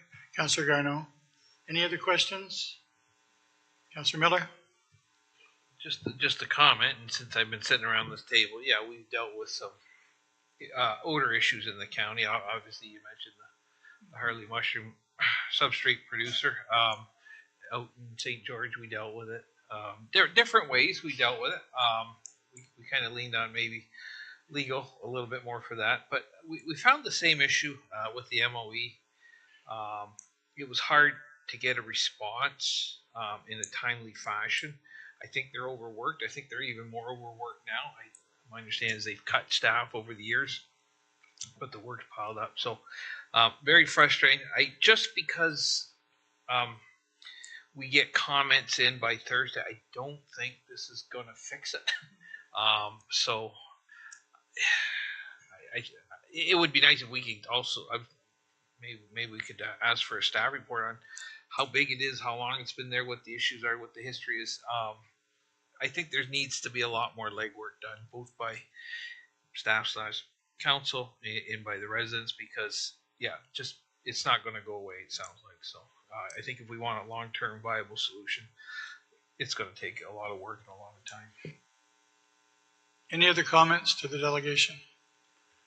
We have a motion on the floor. It has a seconder. Call the vote. All those in favor? Do you want to say something? Thank you.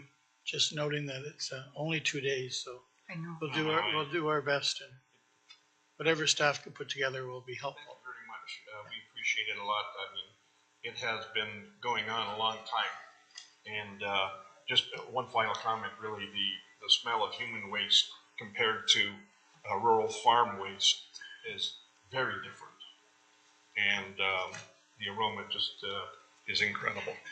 Thank you so much. Thank you very much.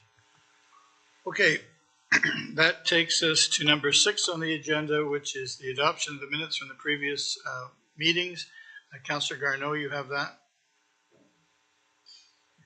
Thank you, Mr. Mayor. It is moved by myself and seconded by Councillor Miller that the County of Brant Special Council and Council minutes of September 24th, 2024 be approved, and that the following resolution from the in-camera confidential session on September 24th be ratified in open session, and that resolution is that the council approve the creation of 1 additional human resources generalist position, and that the conversion of the part-time accounting assistant into a full-time payroll position be approved.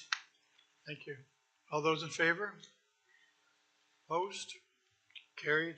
Thank you. Business arising from those minutes? Seeing none. Consent items to be approved is 8.1.1, which is the proclamation. Has everyone seen the proclamation in front of us? Do we need to read it out? Everyone's read it? Any questions? Concerns? All those in favor? Opposed? I'm sorry, I didn't even look at Councillor House. Councillor House, were you okay with that? Yeah. And carried. Thank you.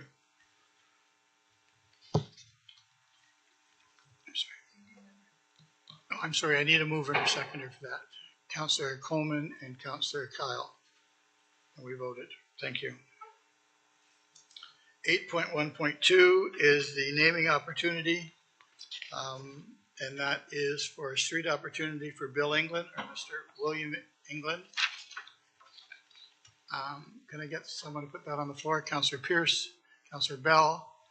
Everyone's okay with putting Mr. England's name forward as for a street recognition. Probably top most of us. All those in favor? Opposed? Thank you. 8.13, which is the engineering service of the slope stability investigation. And Mark, is Mark here? Or Mr. Walton's here? You can speak to that, Mr. Walton. I need someone to put it on the floor first. Councillor Coleman and Councillor Kyle. All right, Mr. Walton. Through the mayor to council. This is a pretty straightforward assignment. We didn't have the selection process done in time to bring it through Administration Operations Committee, so we thought we'd get it to council there.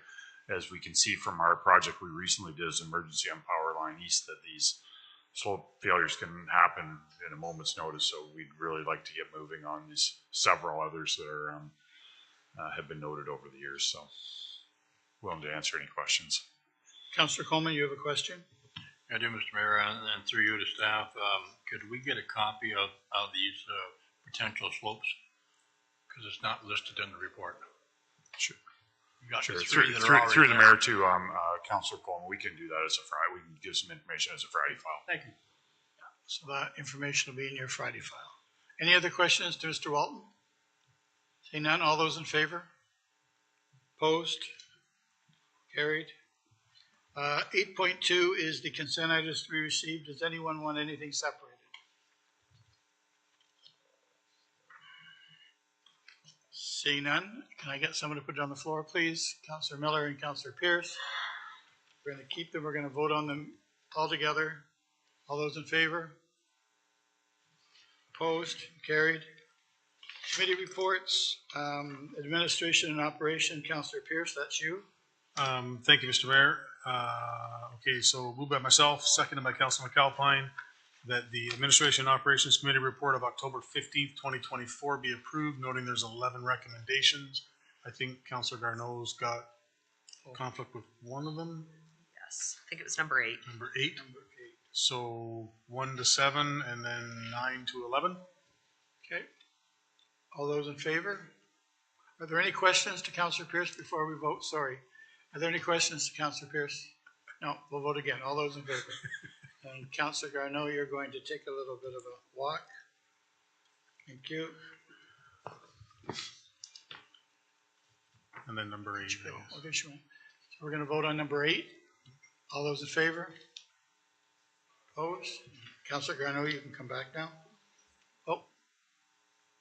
Pardon? Mover and a seconder. Councillor Miller and... Oh, it was myself and Councilor McAlpine. Oh. For them all, yeah. Councillor Pierce and Councillor McAlpine. All those in favor? There we go.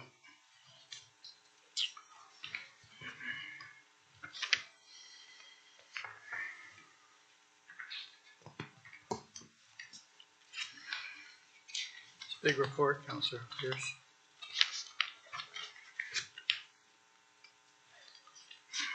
Services. Takes us to number 10, is that right? Staff reports. Budget. The Heathers are going to come up. Do you need to come up, or are you just there for questions? Yeah, I guess unless there's any questions. Are there any questions to either of the Heathers on the budget?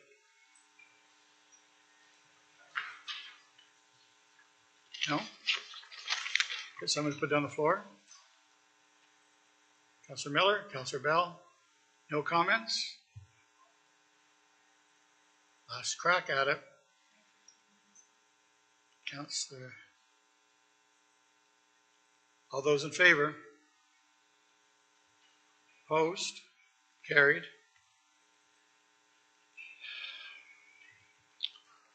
Number 10.2. This is the naming of the road, the piece of road for former Mayor Ron Eddy. I want a motion. Councillor Coleman will make a motion. Councillor Pierce will second it. Everyone's clear as to what we're doing here. We're going to dedicate a piece of the road that would be in front of Ron Eddy, Mayor Eddy's property on the county side right now until we have a little bit more conversation with the city of Brantford. I find this rather timely. We need to make a decision, I think, and so we're going to do that if council thinks that's the best thing to do. Councillor Pierce. Thanks, Mr. Mayor. The only question I have is that it talks about from Governor's Road East, from Osborne Corners to the Paris town limits, and then further down it's got staff be directed to look for opportunities to include. Yeah. So we are going to do that, or we're going to? Does that depend on? Okay, the ideal situation was to start at Osborne's Corners and go to where former Mayor Eddy's property was, right. And then on both sides. But the other side of the road is the city, and we haven't got that finalized yet. So what we were going to do is we were going to start it near Ron's farm and run it toward Osborne's Corners, and we'll do as much as we can without running into any problems with the Highway 24. Or Osborne's Corners. So it'll be a select, like we did for Mr. Nixon, Bob Nixon. Okay. It just is in front of the house, a piece of property from the beginning of St. George to, from St. George to Harrisburg Road.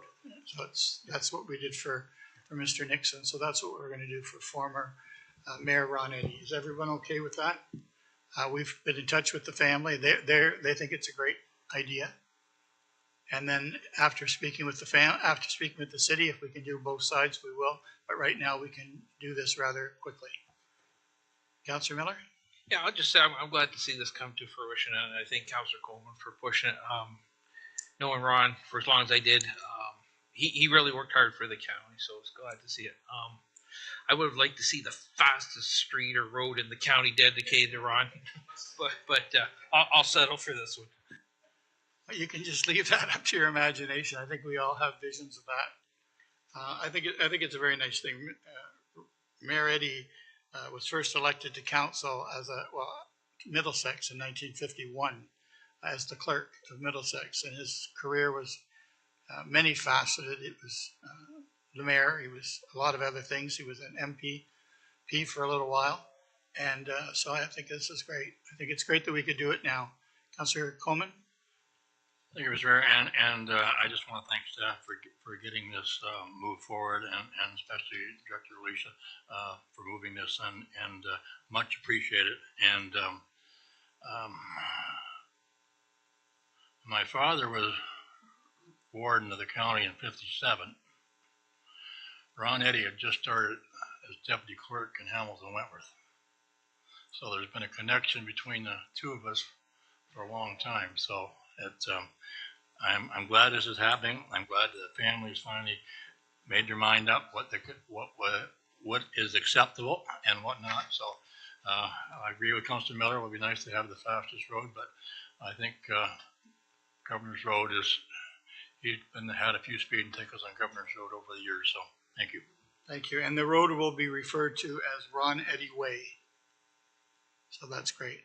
It's on the floor. It's been seconded. Councillor Pierce? Yeah, thanks, Mr. Mayor. Just one quick one. I'm just curious as to, the rationale behind choosing the Governor's Road. I was thinking the section of Kitchen School Road where he lives. Well, he now owns the farm on the corner there. Yeah, on the old Charlton farm. Yeah. And he's back and forth. That's his corner. No matter which way he goes, that's sort of his corner, and that's where Mark is, and that's sort of what the family wanted. Okay. So I think it's what they brought forward, and if we can support that, I think that's great. Works for me. Yeah. Everyone's clear on what we're doing? All those in favor? Opposed? Great. Thank you very much. Communications takes us to 11.1, which is the hospital working group letter that we received. I'd like to speak a little bit to that to begin with. As you know, I sit representing the county on the hospital Imagine board with the mayor of Brantford and MP and MPP and the hospital board representatives and Mr. Levac and a few other people. And that's a working group to promote and bring forward a new plan as to what we're going to do regarding hospital or hospitals or whatever it's going to end up being. You have to imagine what it's going to be because it hasn't been announced yet.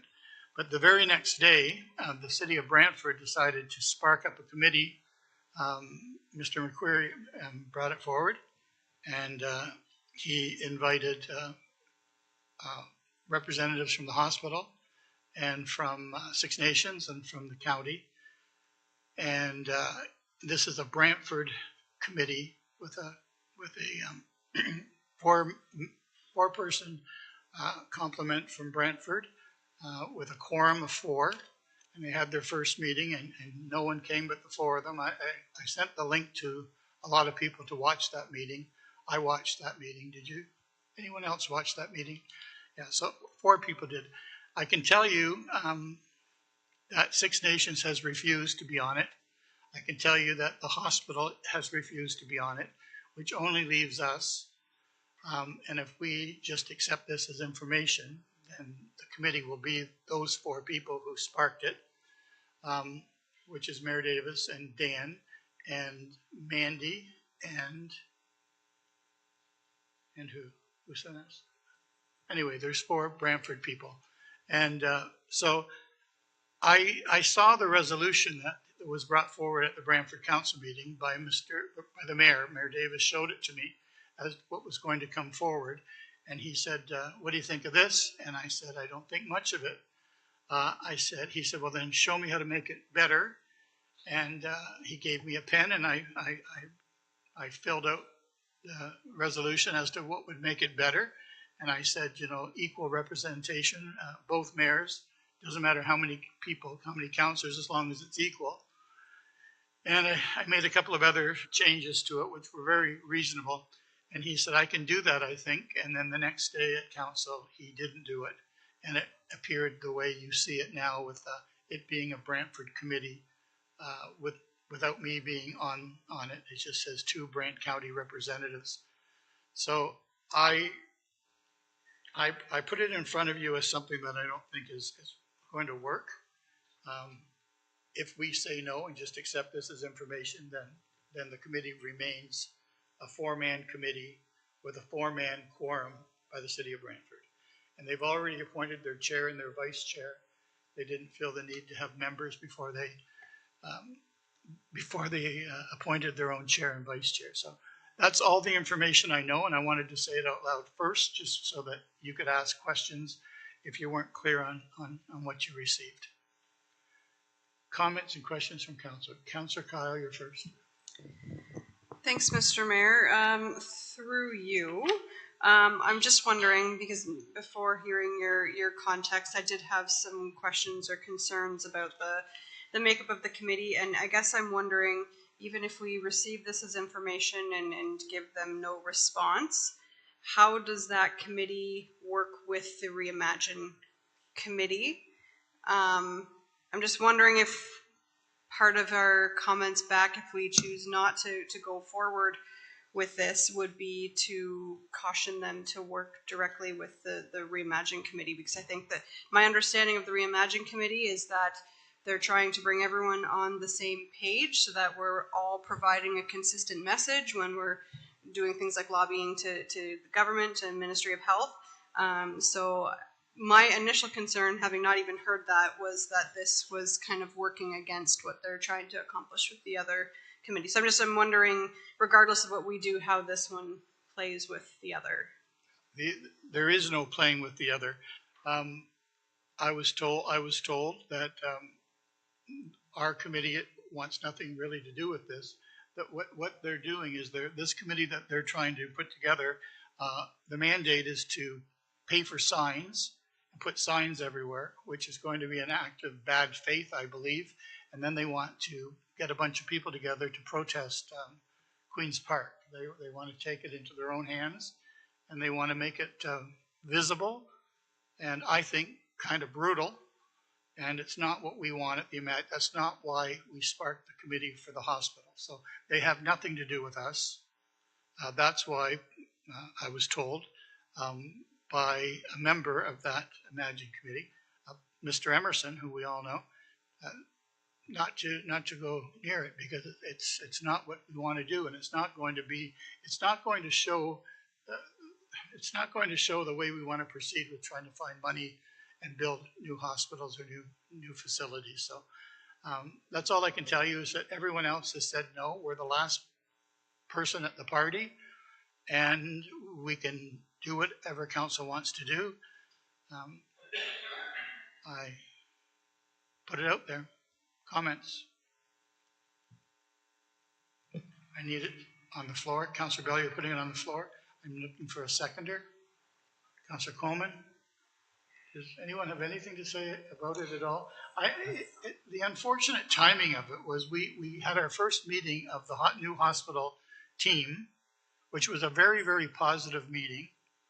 As I told you before, you're going to be very excited, I think, with what we've got going forward. And then this was done the very next night. And I just see it as joint services point two. I really do. I just don't know how it's going to work out. And that's up to you people, whether you want to get involved or whether we just receive it as information. And it is on the floor. And if there's no other comments, Councillor Chambers? It's just to receive. Councillor Kyle? Thanks, Mr. Mayor. If council was agreeable, I might add the amendment that we also send a response back declining the participation in this committee in favor of continuing on with the Reimagine as our as the voice we want to be part of, I guess. I think that's very respectful. Councillor Bell. Yeah. Everybody's good with that. We'll send a response back saying we received the information and we're going to let the already standing committee stand. All those in favor? Opposed?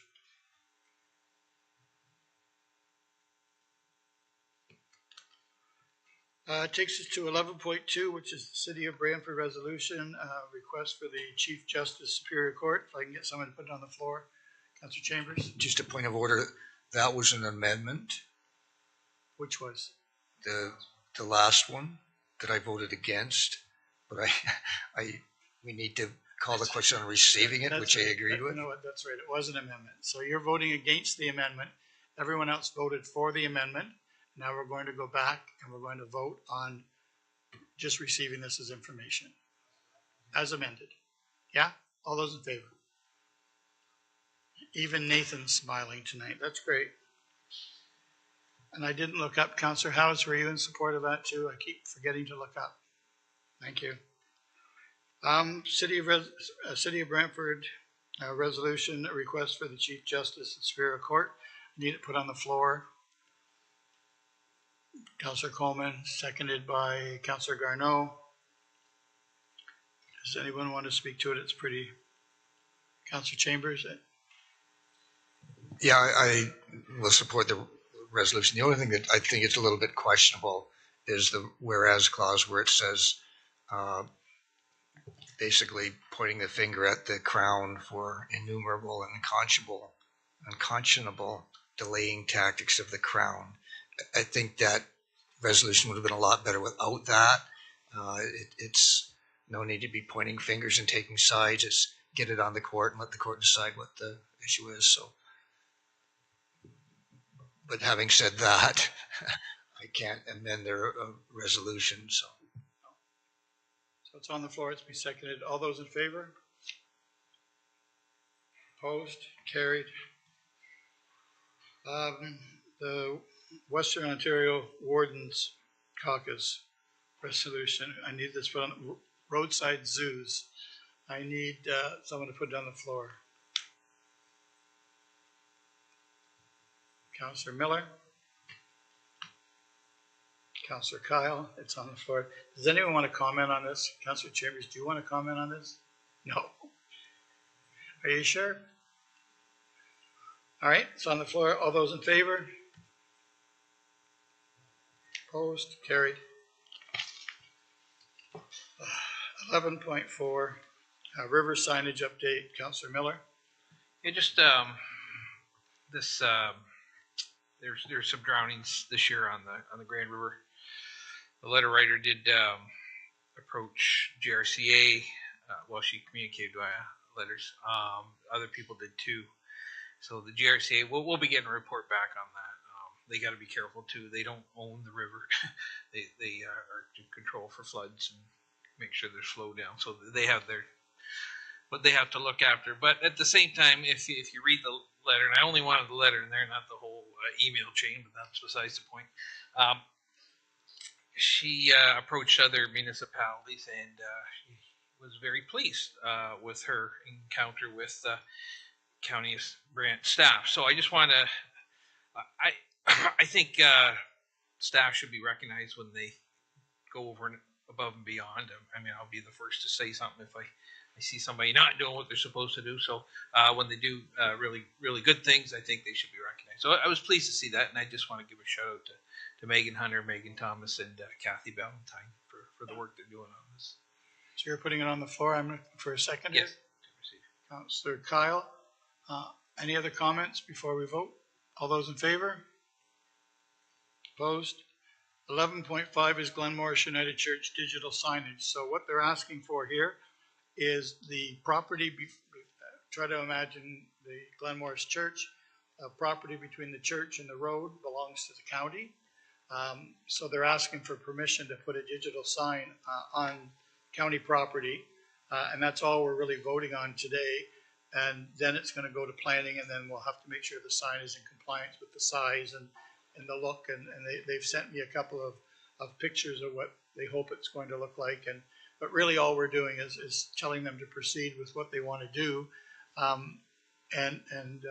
We agree to let them put it on county property.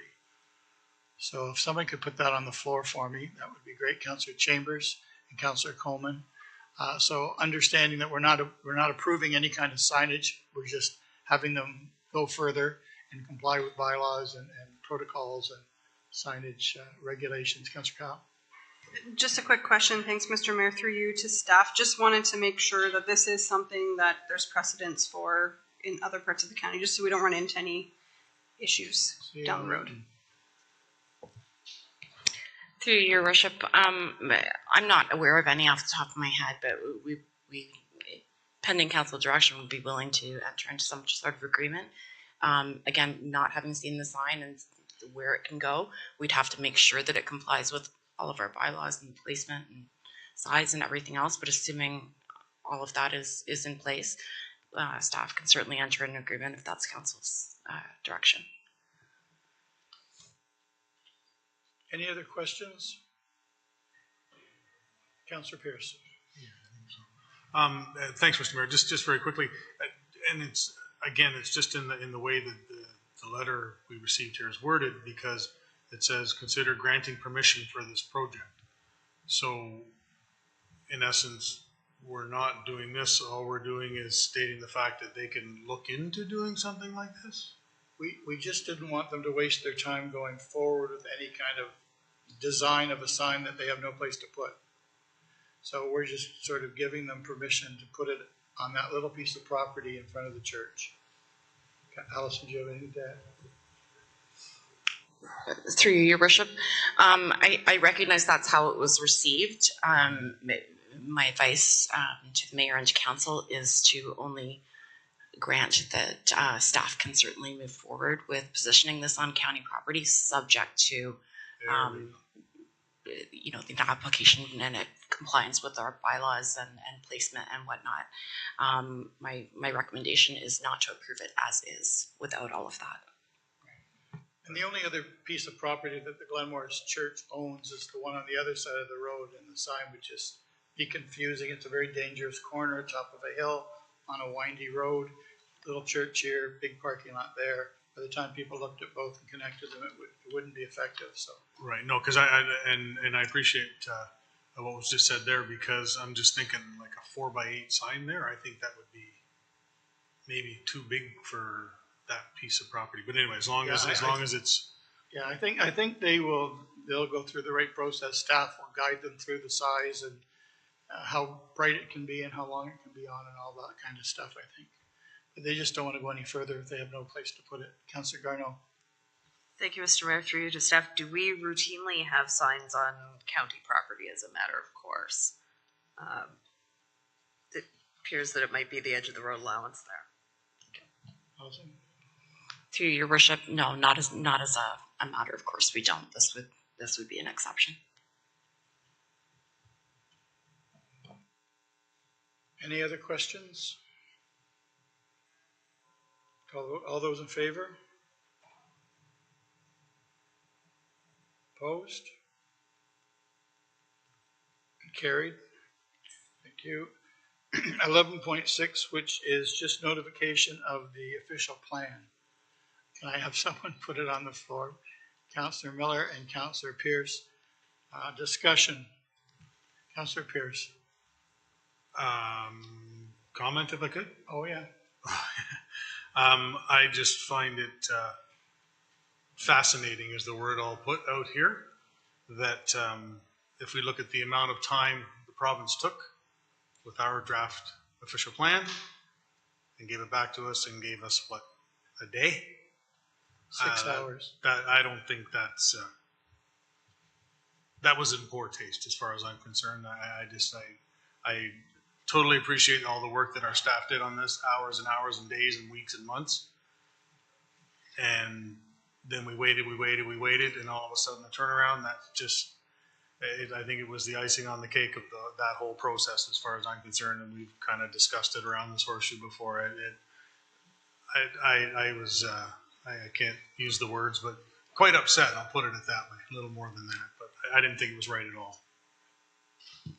Any other comments? Councillor Chambers? Just a question, if I could, through you to the clerk. When do we have to start our next official plan update? I think it was to Alicia. Through your worship to Councillor Chambers, and he is correct. I am still the clerk until the bylaws are passed at the end of the evening. Through your worship, so the MCR would have been within 10 years of when we started the process before. So the clock has already started ticking. So when the first MCR was done, I believe that was 2019. So the clock is ticking again. Councillor Miller? I don't know if anybody at staff has Jennifer Boyer's forwarding address, but I think it'd be nice if we let her know that this come through, because she did a lot of the legwork for this. Councillor Bell? Yeah, I share all of Councillor Pearce's thoughts and more, and I have shared them with you personally. But what troubled me most, I think, I find it incredibly disrespectful of the ministry to do it the way they did. I know that the end product is probably 99% of what we would like, but there's a piece in there that really troubled me, and that was around Oak Hill. When the ministry said, well, we're not quite sure whether you need this. Well, where was the questioning of, did we need the lands that Sifton have? Did we need the lands that Corden have? Do we need the lands that TCA have to meet our targets? Absolutely not. And there's more that we would have not put in, but we're obliged to by the ministry to put them in. So I find it, and I'll use that Dutch expression, they're speaking out of both sides of their mouth at the same time. On the one hand saying, we can't prove the need. On the other hand, here's enough land for another 10,000 people. And if we just go back a couple of weeks, we talked in this forum about the need to protect agricultural land. And when we had that opportunity to do so for these 3 parcels of land, felt obligated, felt pressured by the provincial government to drop the case for excess lands when in fact they are truly excess. If those lands are developed, we will not grow to 59,000 people, we'll grow to 70,000 people. Paris will not be 25,000 people, Paris will be 32, 33,000 people. So I find it inconsistent, I'll say that. I have other words for it, but inconsistent will do for the moment. Thank you. Any other comments? I need to put on the floor. Councillor Miller, it's not on the floor yet, is it? Oh, it is, okay. So if there's no other conversation, we'll call the vote. All those in favor? Opposed? And I'd like to take this opportunity to thank staff for doing a very difficult job in telling us about the way this played out. I mean, they knew that we wouldn't be jumping for joy, but they still had to do their job, and they told us, and we reacted to what we were told. And so good for you for doing what you did and taking the time to do it. And you did it in a very considerate manner where you let us all speak, and then you just took notes. So thank you very much. 12 on the agenda is resolutions, and we don't have any. We have nothing now under new business because Councillor Coleman's item came up. Now we're going to go in camera. Councillor Kyle and Councillor McAlpine are going to take us in camera. Yep, thanks, Mr. Mayor. Through you, moved by myself, seconded by Councillor McAlpine, that Brant County Council convene in camera to discuss S-239-2B, personal matters about an identifiable individual, including municipal or local board employees, BME director appointment.